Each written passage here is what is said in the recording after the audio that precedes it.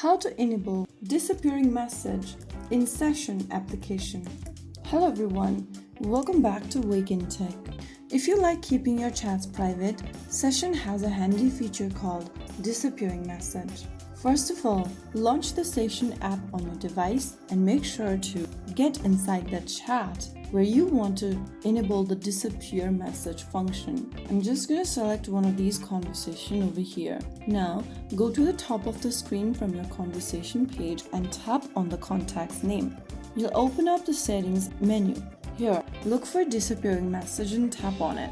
On the next page, select whether you want the message to disappear after reading or after sending. If you select disappear after read, the countdown starts once the recipient reads the message. If you select disappear after send, the countdown starts as soon as the message is sent.